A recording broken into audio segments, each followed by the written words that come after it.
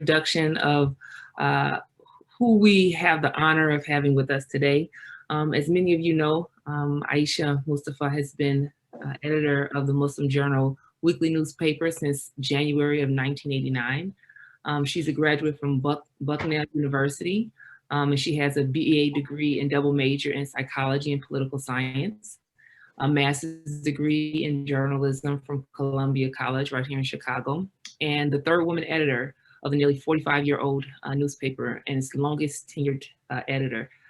We know her as our beloved sister, and some of you may also know she converted to Al-Islam from Mississippi, a family in Mississippi, during the civil rights activism of Dr. Martin Luther King Jr.'s era. And she joined the community of Muslims affiliated with Imam Muhammad Muhammad in late 1974 through the Atlanta Muslim community, and moved to Chicago in 1975.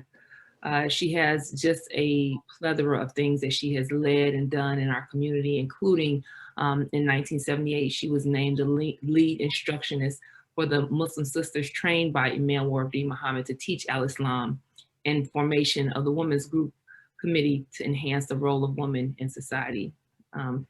We are honored to have her here today as we begin Black History Month. And we know that our history here as Muslims, Black Muslims in America, is one that is rich and has been filled with resilience. And so if I can hand over the spotlight and the mic to our dear sister to begin to tell us about kind of her story and talk a little bit about our history here. And she is welcoming any questions that you may have during this time. You can unmute yourself to ask questions, or you can put them in the chat as well. Sister Ayesha, I'm going to hand it over to you. Praise be to Allah. Thank you very much, Dr. Ayesha. You know, I'm just really doing some hard thinking right now, as I'm sure all of us are, with the events that are happening in our country, in our lives, and in our past. And, you know, everybody's kind of reassessing who we are and where we are. And as far as myself,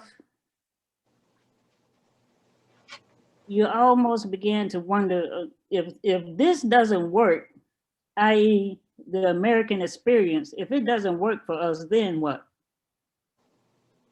And then what is basically, where did you come from? I don't know, am I able to screen share, Sister Dr. Ayesha? Yes, we'll give you ability now. Okay, I just want to, hopefully I can connect this piece just to kind of get a set a scenario of where I'm trying to go right now. Let me see.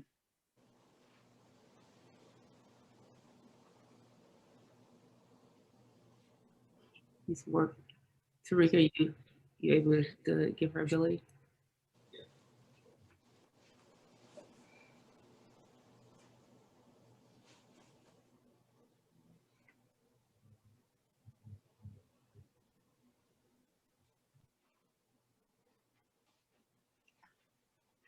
Okay, it's not, it's disabled. Okay. Well,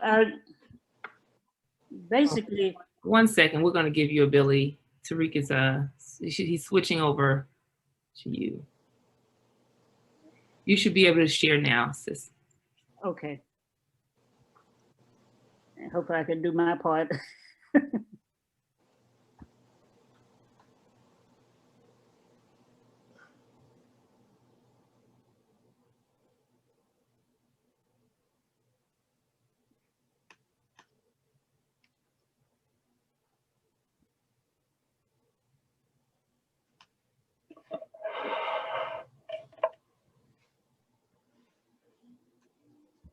I just want to play this particular clip because it kind of gives a mindset.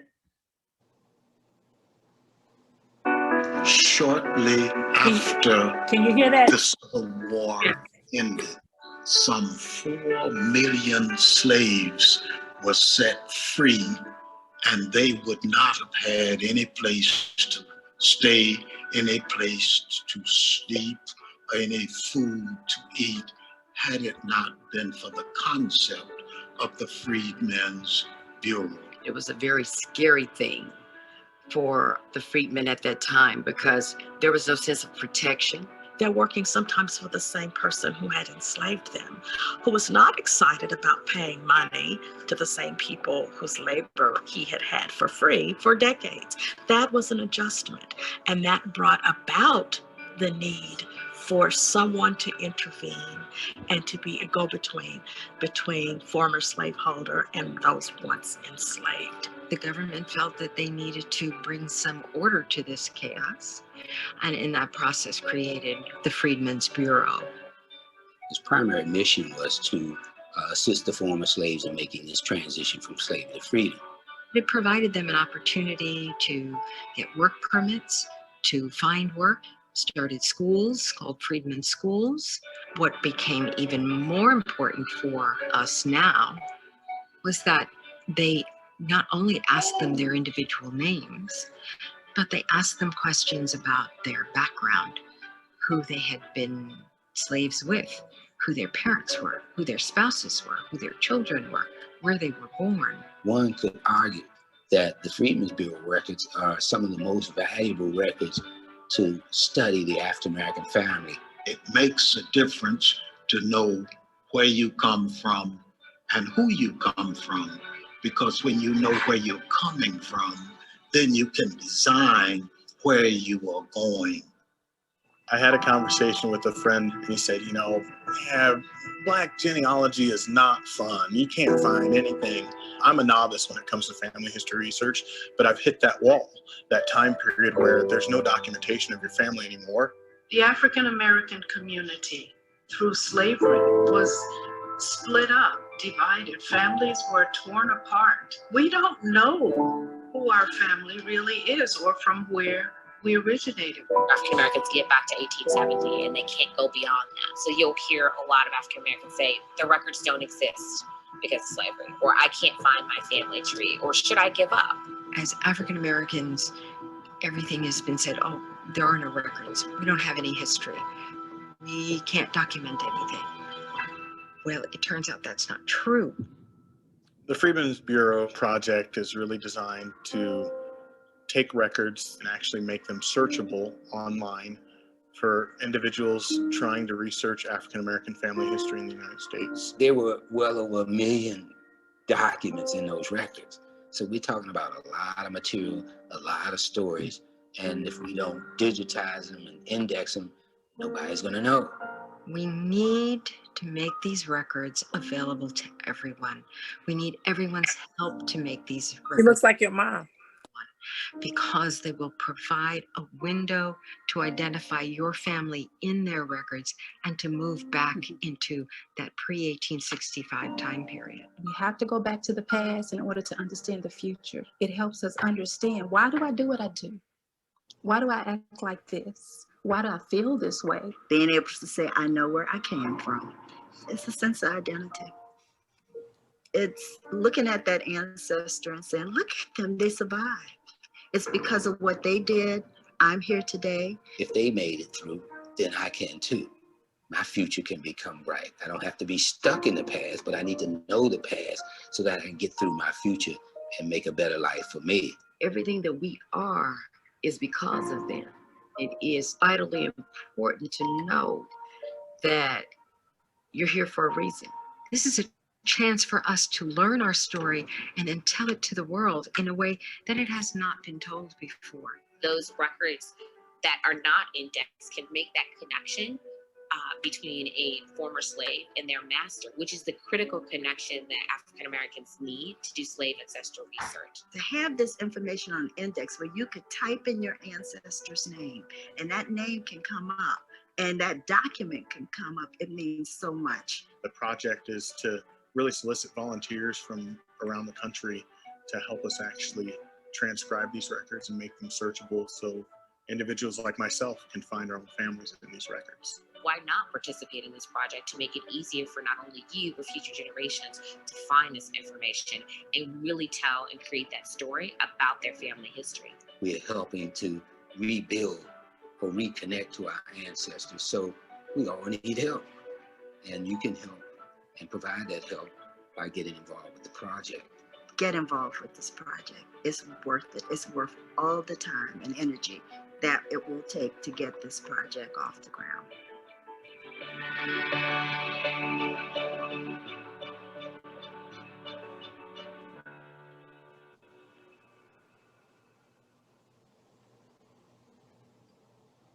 That's just a smidget of the Freedmen's Bureau and the efforts that It's are made. just flawless, isn't it? Oh, I'm sorry. I mean, I literally couldn't imagine a more beautiful vessel for Alexa to. Okay. Inshallah, somewhere in our time frame and time zone and the spaces we are in our lives, if we haven't already, many people have, we will take the time to search our heritage before being enslaved, because it is still very important. Because as we continue to talk about people, quote unquote, accepting us,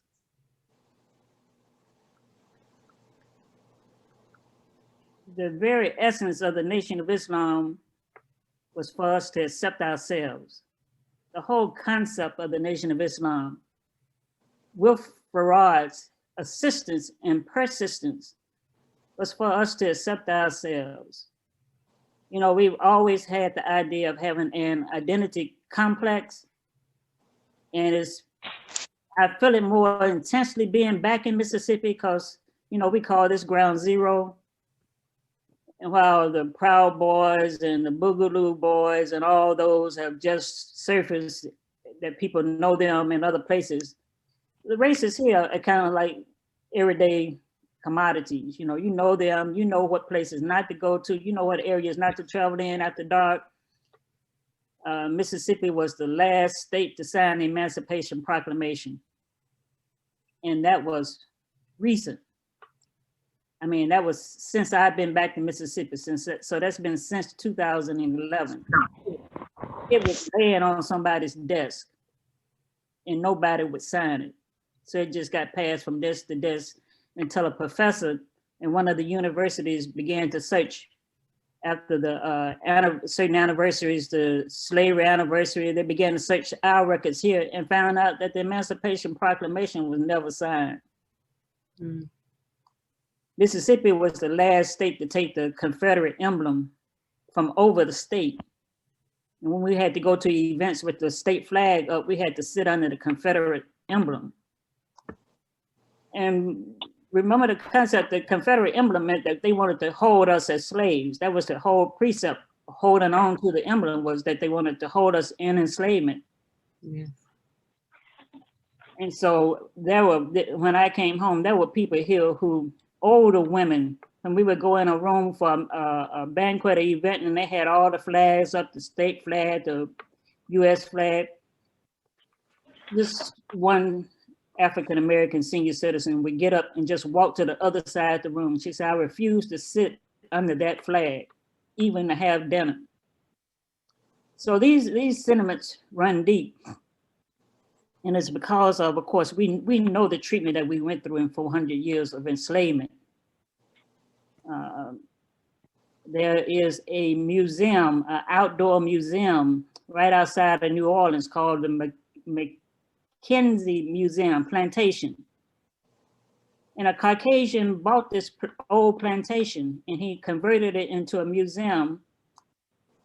And it used to be a cane plantation. And the thing about those enslaved who worked on the cane plantations, they literally had it harder than working the cotton plantations, because the cane, when harvesting it, if you ever had cane, you break off the stalks. As a kid, we used to chew it, when you pull down the shell on the cane, it is sharp. It is literally sharp as a knife. So the Africans who were working the cane plantations would be constantly cut by the cane shuck. They would constantly be having their hands cut, their bodies cut, working throughout the cane. And in those cuts, they would get infected. And of course, they didn't have any medical attention. You know, you just use one slave until you use them up and then you go to the next one. So they didn't get medical attention. And so they were constantly battling with infections from working the cane plantations. So this Caucasian bought the Mackenzie plantation and turned it into a outdoor museum. And outside, one of the things that he did was they have these walls. It looks like the Vietnam soldier walls, you know, the walls in DC that shows all the Vietnam casualties that their names are posted. On these walls, he has all the African slaves that they could post their names of, that they could account for, and where they came from. That is their African connection, where they came from. And when he's asked why would he put his resources behind that, he said, people are always asking, why don't they just get over it? And he said, so I wanted to take some time to just show these people the it that they asking everybody to get over. Mm. And part of that display on that plantation museum, he has statues of children that are sprinkled around the grounds. And you forget that the children were enslaved also. And we also forget that at a certain time, even when slavery was outlawed, when slavery was denounced, it was illegal on the books to have slaves imported. The slave trade was outlawed, but people still held slaves. So those who had slaves also, quote unquote, produced other slaves. So that was a production of slavery. You had women who actually were called, quote unquote, breeders for slaves on plantations in the South. So when people tell us, why don't we just get over it? It's a whole lot to get over, let alone the amount of years, the psychological impact and reinforcement of the slave mentality on the African people. So I think at some point we have to take time to go back. Again, Farad, working with the Honorable Elijah Muhammad, pricked the Honorable Elijah Muhammad's attention, conscience, when he told him, you're the Asiatic black man. You don't even know where you came from. You don't really know the kind of people that you are, and gave him this exaggerated explanation of who we were and how we created other people. But in essence, to get through the white supremacy concept that we had been for lack of a better word, brainwashed into, he really needed to use some potent medicine to get us out of that. And so the Honorable Elijah Muhammad began to address our identity crisis that we inherited from our enslavement. And as Imam W.D. Muhammad took up the mantle from his father, of course, we know he continued in that psychological reprocessing of the African American. And he kept referring to us as that seed, that plant, that all of this heaped on abuse, trials and tribulation could not extinguish. It could not put out the soul of the African who had gone through centuries of abuse.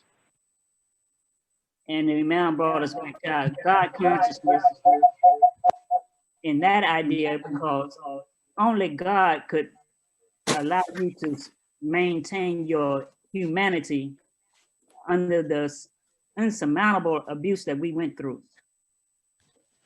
And so the Imam said, people would hold seeds in their hands, and for the untrained mind, they would think that this is just a little petal, a little rock, and not knowing the impetus there, and not knowing what's clocked into that little petal or rock, they'll throw it away as something useless.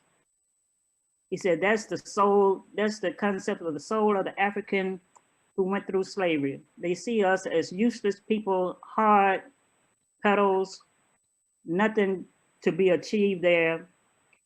He said, but when we were put into the right circumstances, given the right resources, the right amount of watering, the right amount of sunlight, the right nutrition, we burst into that plant that had been buried centuries and centuries and centuries. So everyone had forgotten that it actually had an essence and a soul in and of itself. And then he talked about how strong that small plant was, because to gain footing, to gain roots, you have to put it in the soil, and you have to put soil on top of it and heap soil on top of it. And sometimes these can be lumps of soil, and that fledgling plant still has to push through, force its way out of the darkness of the soil, out of the weight of the earth on top of it, and pushes itself as a small, slender, tight thread of life, a small stem pushing through the earth and still reaching towards the sunlight, the sun being Allah's knowledge, Allah's creation. So my upbringing in Mississippi kind of like gave me a anchoring that I'm not too far away from the past, always appreciating the advancements that we made. But then now in the context of 2021, we're going through an inauguration of a president and events that hadn't been seen since the 1800s, that everything can be taken away from you if you are not grounded in who you are and what you are. And so my thoughts in today is in our grounding, for us to stay grounded in who we are. And that is more than a protest people. The Honorable Elijah Muhammad didn't believe in too much protest and marching, true. Neither did Imam Muhammad. But while that may be necessary in its own context of the day's events, we are way more than just a protest people. We are a soulful people, a people with a soul, with a heritage and an inheritance that should sustain us even through troubled times. And we think back, as the Freedmen's Bureau is telling us, you have to go through some painful times to get back to where you came from. They say you actually have to make that connection with that slave master in order for you to find out what route you came through.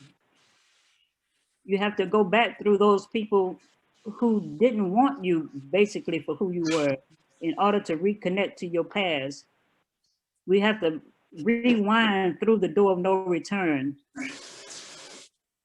We have to go back through those memories of being in slave ships in the Middle Passage, being in the bottom of those slave ships, packed like animals.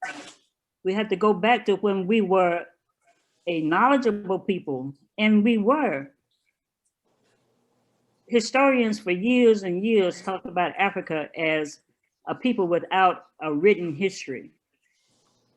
And again, growing up in Mississippi, I remember a time when we would be reprimanded as children. And part of the reprimand was, you keep acting like that, I'm gonna send you back to Timbuktu. And that was supposed to be scary. That was to be, oh, I'm going back to Timbuktu. That was the worst thing that you could heap on me. What will I do? And then we realized Timbuktu was such a beautiful, vast, expansive learning center. It would have been an honor for any Black child to be sent to Timbuktu. It was a hard place to get to historically. It's known to be, it was difficult to get to. It's so difficult that it was said anyone who can make it in Africa, in Mali, to the town of Timbuktu, if they could get there, the journey itself was enough to pay for their education. And then remember, in Timbuktu, what was the #1 commodity being sold? It was books. So all those people who told us we didn't have a written history, we just had an oral history, and we had been severed from that. Then we realized that the places, the darkest places that they thought they were punishing us with, ridiculing us about, were the most expansive jewels in our past, like Timbuktu. And of course, we had our leaders. We talk about Mansa Musa. Before Mansa Musa, we had Sandiata. And they're all from the same areas of Africa, and those same areas of Africa are when the vast majority of the slave trade come from. So all likelihood, we who came through the slave trade, we whose ancestry is of the slave trade, came from those roots.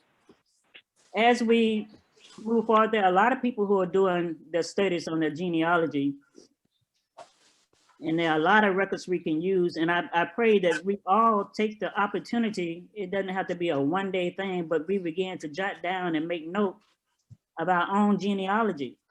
And I've talked to my students about it, and some of them said, we don't have that. All I know is my mom and my dad and the people in the house. And so I asked them, well, you have to go check your birth certificates. Who's on it? Who signed it?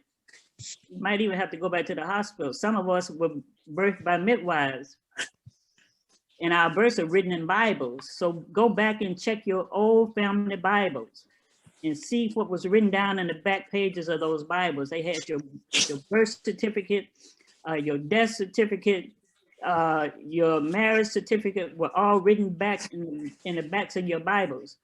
So some of them are going to have to start talking to each other. And it is a good way to open conversations and reconnecting with those in our past that we wanted to several times with, just happenstance that we couldn't connect with. But we need to know our ancestry and where we came from. Because as the people in the Freedmen's Bureau said, and as the saying of the Africans is, the Sankofa saying, you can't know where you're going until you know where you came from. And knowing where we came from relieves a lot of the pressure that we feel sometimes in trying to quote unquote measure up to other people's expectations. We have our own past and our own heritage to measure up to, above trying to quote unquote fit in with everyone else. One word of caution in terms of trying to search our ancestry, there have been a few news reports in terms of hesitation to use ancestry.com because you're giving up some of your DNA. Searches going back that require you to give up DNA have been put under scrutiny because one news report recently is that China is buying up storage resources from ancestry.com and other DNA collecting companies. In essence, now China is coding everyone's DNA that it has secured from these ancestry.com companies. So there are other ways, the Freedmen's Bureau, and other ways for us to search for our ancestry before we subject ourselves to giving up a part of our DNA. And if you really don't think it could be that serious, they couldn't go but so far with it.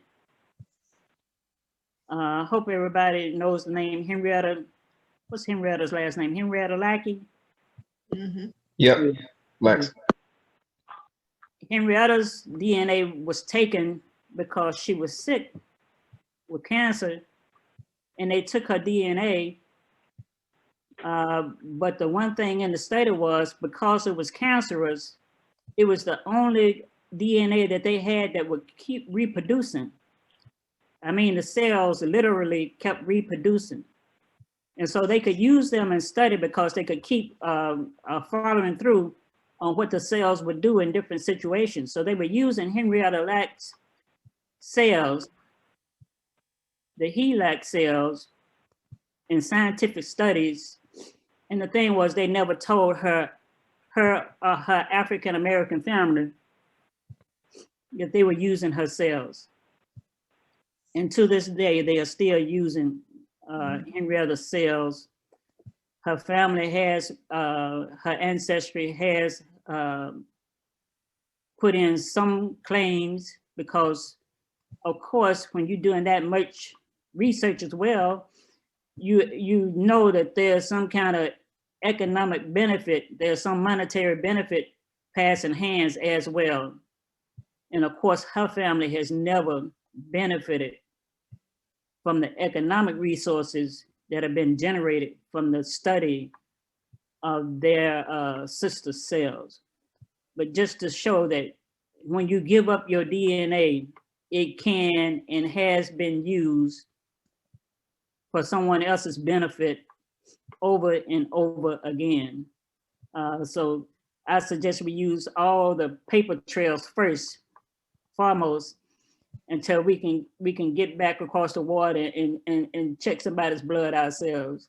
We can do a blood test on the grounds of Africa as opposed to putting it through these warehouses that are collecting DNA. Another place that a lot of the African slave records are held are with the Mormons, the Seventh-day Adventists. The Mormons kept meticulous records. They also had slaves, but they also kept meticulous records because they were part of property records. And Dr. Gates and others who have researched our African connection have actually studied in Utah with the libraries of the Mormons to follow through on our African heritage. So my thought today is, we put in too much for us to lose any ground right now. And if we are in the position where we might lose ground, even with all of the great people who are working for us, then it tells me that you should probably start dusting off plan B. If plan A is still at this point in jeopardy, that we have the full rights to full citizenship, then let's make sure we keep a plan B. And just think of how much we have had to endure and invest to get to this far with plan A. Even in our protests, and people have to come to the concept of the groups of systemic racism. The term is not new, we know that, right? It was systemic racism in the 1940s when a man named Murdow had just come back from World War II and saw the conditions of the Jews that had been freed, and coming back to the States and looking at the condition of the Africans, Americans in the South, he knew that that could not be maintained to treat the people as second-class citizens. And so Carnegie Institute commissioned him to do a study. And the name of the study was the American Dilemma, what to do about the African-American Negro in America, the American Dilemma. That's what we were called in the 1940s. Then we fast forward when we had all the riots in some of the major cities. There were about 20 something plus riots in different cities that had broken out in African-American communities. Mhm.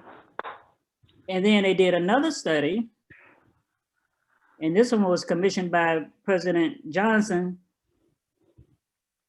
and that was called the Kerner Report. And again, it was about what to do about the African-American condition. And then we fast forward, and we have George Floyd.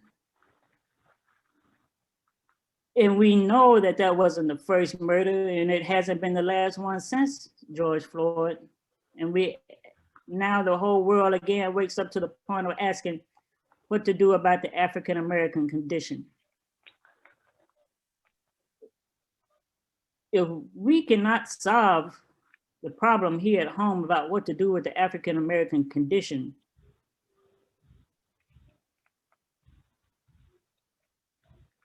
I think I'm gonna dust off my plan B. In this new era, there are African countries now that are offering dual citizenship to African Americans. Ghana in particular offers dual citizenship. As hard and difficult as that might be, if we cannot, again, feel comfortable in our own skin after all of these contributions to our country, then as other ethnic groups also, they have dual citizenships. And I'd be one at this time to have us look at dual citizenship, especially in African countries in the diaspora. And as it is called the diaspora, we are not the only people who go back to their roots or have a connection with their roots. Every people has their own diaspora, and they take value and take stock in reconnecting with their roots. You know, the Imam used to always point to when he was talking about New Africa. He said, why not? You have, you know, you have Little Italy, and you have Chinatown, and you have all these communities that connect with their heritage. You know, you got more Vietnamese. When I was in Chicago last, you go up to certain communities, you got a little Vietnam. So as we pursue to establish ourselves, I think we should also pursue to reconnect with our past. And I'll leave it open, Dr. Ayesha, for exchange comments, especially if anyone has done their heritage research, if they would like to discuss what they've found so far, how far they've been able to come at this point. Alhamdulillah, yes, let's open the floor. You've given a lot of food for thought. So please, believers, if you have some questions or comments on any of those things, the floor is open. Assalamu alaikum, this is Rashana. First of all, the discover is free men, because I just looked it up. It's not man. That's to correct that. Okay.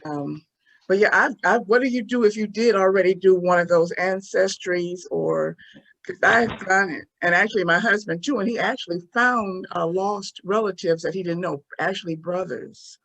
So what do you do? I would just, it might be a good thing now to ancestry.com, probably it pops up all the time, is to, if you have an account with them, go back and read the conditions, the fine print, and also ask them, how is your file, how is your DNA sample protected? And okay, I actually did 23andMe, which I guess is still kind of the same. Yeah. Now the one that came up in the news report in terms of China's connection was the ancestry.com. But I would also read the fine print, and even if it's not specified in the fine print, just make the statement. I release this sample for this use only. And even if they say, well, we don't do that, well, let them tell you, well, we don't do that. And if they say we don't do that, then that's, if you haven't done it already, that's the point to back up. Okay. And Oh, I was Aisha, gonna say one, okay, I was gonna just say one of the, my son did it also just recently, and they connected him with Pharaoh Ramsey III. That's way back, yeah. Way back. Yeah, So yeah. that was interesting, but I will do what you said to do that research. Thank you. Okay. Assalamu alaikum, Sister Aisha. This is Brother Roderick Bashir. Walaikum assalam. I just wanted to thank you for your presentation today, and thank you for your steadfastness and your commitment to this community. And we don't want you to think that it goes unnoticed. We notice it very much, and we look to you for the great example that you set. So thank you. Well, praise be to Allah. I was just gonna say, I was on a call, you know, some sisters out of Detroit have a monthly call, and they brought me on. And since you have a really small group, I'm gonna say this to you all. You know, again, we plan on a lot of plans, and sometimes we give all credit to Allah in this sense, is that it's not so much that we are succeeding as much as it is that Allah won't let you fall. And I told the sister, it's like being between a rock and a hard place. I can't take credit so much for standing up so long, because the rock and a hard place wouldn't let me move. So I thank Allah for the appearance of strength in the good times, in the bad times, in the hardest times, and that He has kept me steadfast. But again, sometimes it's actually behind the scenes. You're standing between a rock and a hard place, and no matter how much you squirm, you just can't get out. But thank you. Thank you. Alhamdulillah.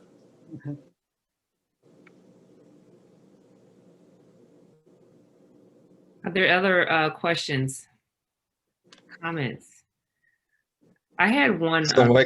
Oh, go ahead. Walaikum assalam. Yes, thank you so much, Sister Aisha. It's always a pleasure to hear you speak. You know, I don't know how many books you have in you, but you know, they're definitely a benefit. You know, we need those. When you talk about the Plan B and the dual citizenship, it made me think about something my father talked about quite often while he was among us, and he brought up Ghana as well. Do you think that that is the most favorable destination at this point, at least in terms of making that type of a connection? I can't say. In comparison, I've been looking at some of the celebrations, and as Africa, the continent, the countries also celebrate their own independence, and some of them recent. I'm looking at who reaches out to us first, and Ghana has been one of those who has reached out to us in acceptance of the former slave returning. I just want to see, I have a map here. I'm gonna see if I can share it again. Dr. Ayesha, I'm still on share. Yeah, give me a second now. I'll set that up. Okay. I just want the continent of Africa. It's ready? I think he's setting it up now. Okay. Because I you know, all of the scenarios in the movies and experiences that we go through with the continent, I hope we remember why it was so enticing for the conquerors and the slave owners to go there. And I have this map. I want to see if I can share it. Can you see that? Yeah, we can see it. Yep. Okay. This is Africa. This is what everybody was looking at while they had first weakened the continent with the slave trade and cutting off the strongest and leaving the infirm, the very young, and the weak. This is what the continent looked like to everybody else. Mm. The natural resources of Africa.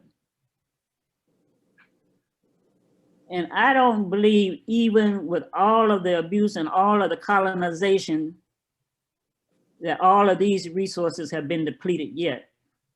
Mm. Maybe we've gone to new industries or whatever, but the essence of the continent itself, I think, is still viable. Yes. And relevant to us. And remember, other people are still, China is now in Africa. China's new frontier is Africa. So it's still something there that other people want. Sister Ayesha, when you talk about the Plan B, what are some of the benefits of having dual citizenship? Just the ability to movement. Number one is movement. You can enter the country with more ease. You have more abilities in your business activities, and as well as the local political process of the country with your dual citizenship. What one citizen is allowed in Ghana to do, you will be able to do as well. Take, for example, Jews love to come here with one citizenship, but they also have a citizenship in Israel. It gives them all the full rights in Israel as it does give them the full rights here in the States. Hmm. We have another question in the chat by Sister Hakima. You talked about the various studies and reports that have been commissioned over the years. What books or resources do you recommend folks read to learn more? Well, the Kerner report and the American Dilemma are specifics, reports in and of themselves. I'm trying to see if I can put my hand right on.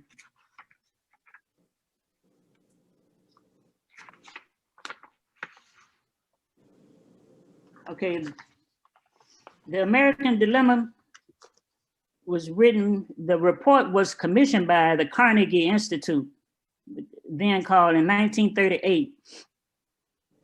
The writer is Gunnar Myrdal, that's G-U-N-N-A-R-M-Y-R-D-A-L, Gunnar Myrdal.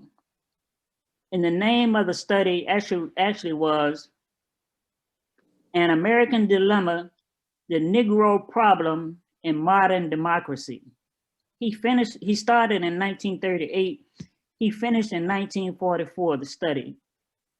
Now, Myrdal was a Swede, and he came to the US out of Europe, where he had firsthand saw the effects of Hitler.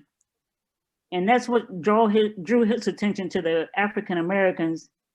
And this was his statement. World War II had set forces into motion that would ultimately force reform in the South. The nation had just fought and won battles against racial bigotry and injustice in Europe.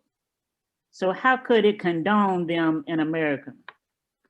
That was Myrdal. And the one thing that stood out about Myrdal for me was in journalism. Myrdal went on to be editors at different newspapers. And there is a book called The Race Beat, that's B-E-A-T. In journalism, you know, people have certain beats that they work in terms of reporting.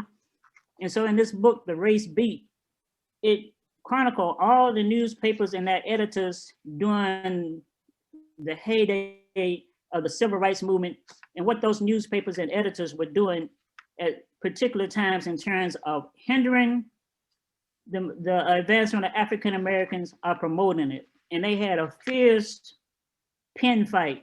You said pen is mightier than the sword. They had a fierce pen fight going on in terms of how they would curtail the movement of the advancement of African American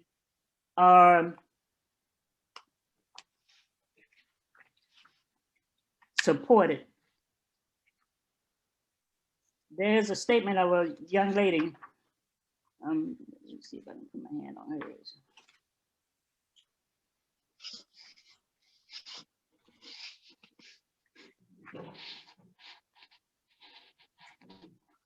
The Kerner report was called KERNER, and that was done right after Lyndon Johnson took office after the assassination of Kennedy. After the assassination of Dr. King, and all the riots broke out. And Johnson commissioned a study to find out why were there so many riots in Black neighborhoods.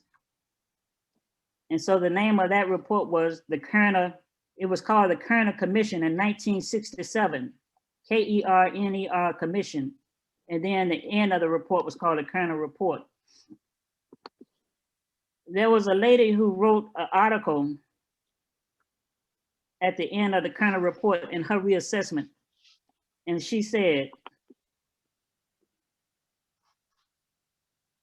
ultimately going to the moon was far easier than solving the nation's racial issues.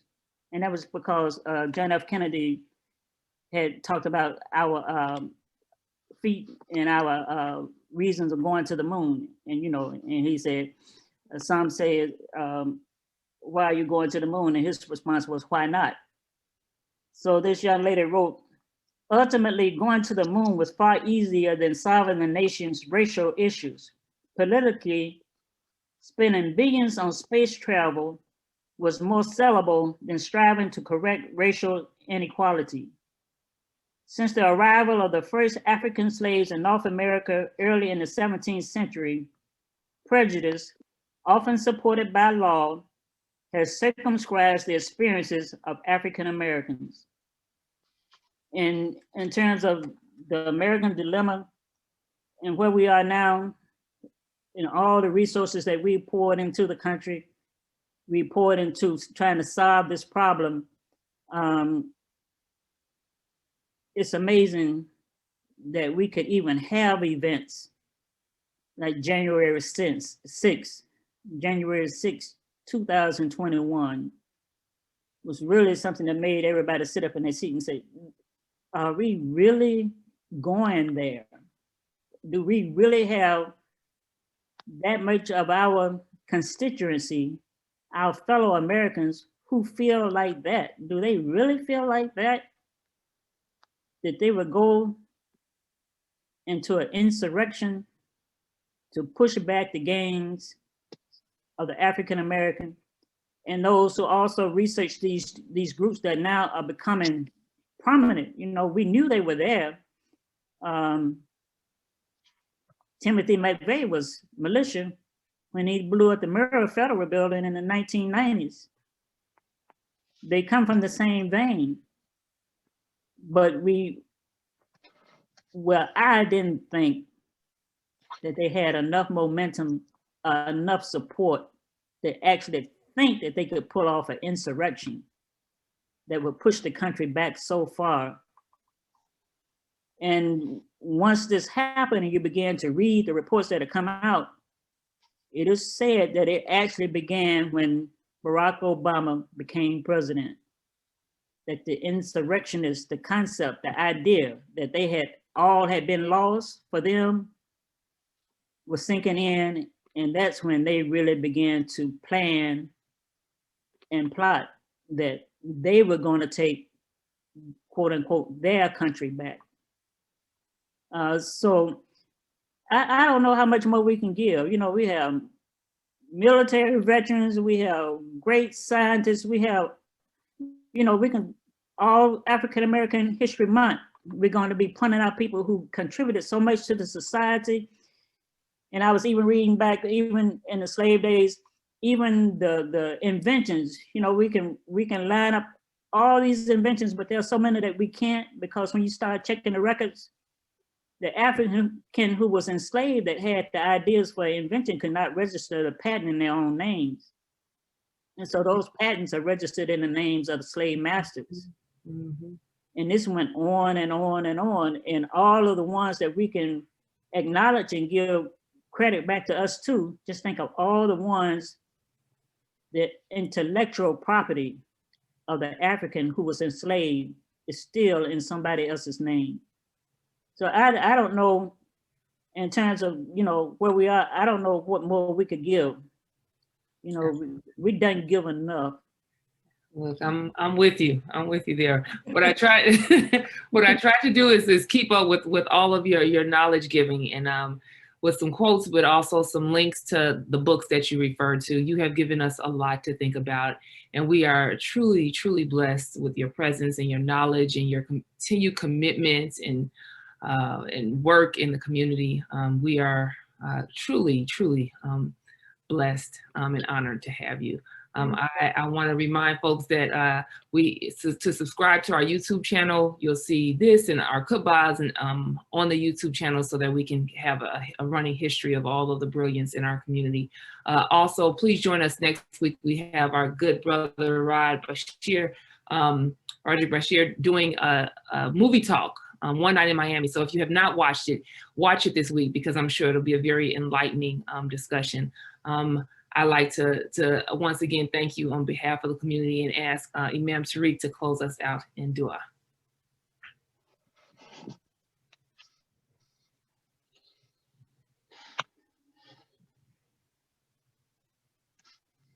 Bismillahir Rahmanir Rahim. Wal Asr. Innal insana lafi khusr. Illa alladhina amanu wa amilu salihati wa tawassaw bil haqqi wa tawassaw bis sabr. All right. Thank you again, Sister Ayesha. Inshallah, we'll see everybody next week. Yeah, thank you so much. Thanks all for having me. And keep me in your prayers. Thank you. Will do. Always. Absolutely. Yes. Absolutely. Assalamu alaikum. Thank you. All right. Thank you, Assalamu Sister Ayesha.